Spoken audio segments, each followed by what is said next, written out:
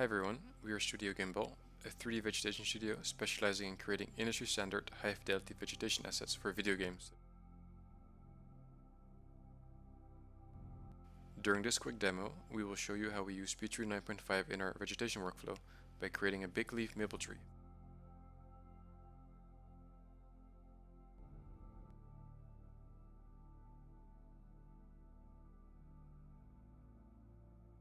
We always aim to start with a good atlas pass, replicating the branches that we see in our references and trying to match them as closely as possible within SpeedTree, using many different textures, displacements, and other very handy features like knots and lump nodes to simulate the realism.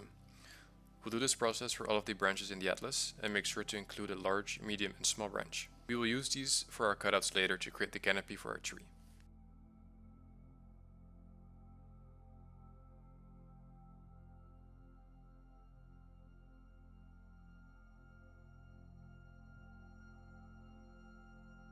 We create the leaf cutouts using SpeedTree's masking and cutout feature, and with the latest SpeedTree 9.5 update, we can apply sections to our mesh, which allows us to mask areas on our cutout that would deform separately.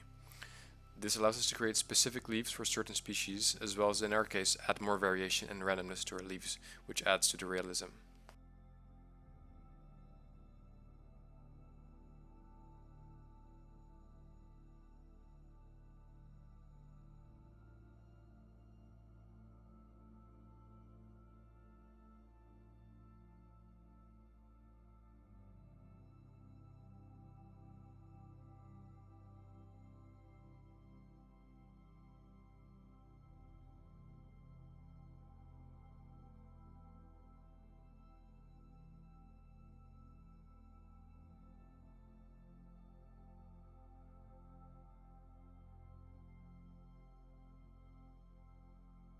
After we have finished creating a path for our atlas, we use SpeedTree to create the block out of the trunk, which we will use as a base to sculpt on.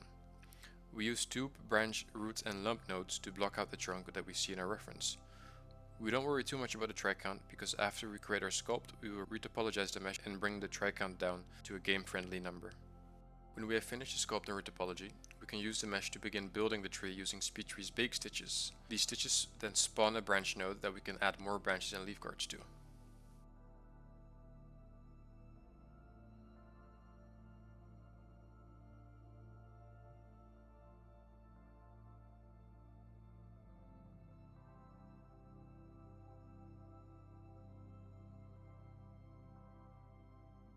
For our clusters, we use SpeedTree's anchor point system, having one main parent card with multiple child cards to create a voluminous canopy that feels full from any angle that the player may view it from.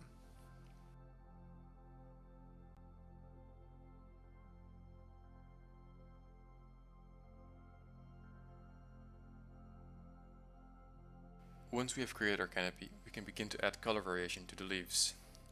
We baked 3 new textures using the same atlas by simply changing the colors of the leaves within SpeedTree. We do this to create a gradient between the season change. For a real production though, we would include all of the color variation into one atlas to reduce draw calls. Along with the color variation, we also added dead and decayed leaf cards in areas that would normally receive less light on a tree. This is one of the many details that we like to think about whilst working on a tree.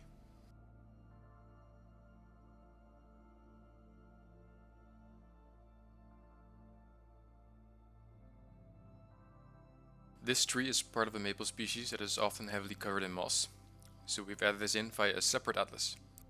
With the SpeedTree 9.5 update, we are now able to use a projector, which enables us to project one or many meshes onto another mesh, such as the moss on our trunk.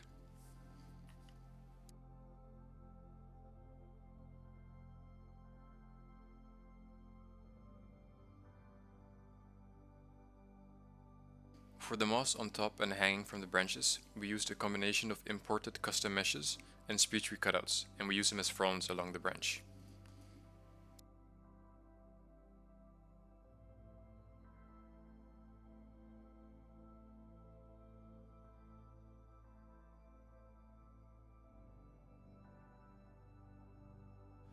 When we are happy with the tree and are ready to bring it in game, we can use SpeedTree's local and global lighting settings to adjust and spherize the normals of the canopy, to create a more voluminous and coherent looking canopy.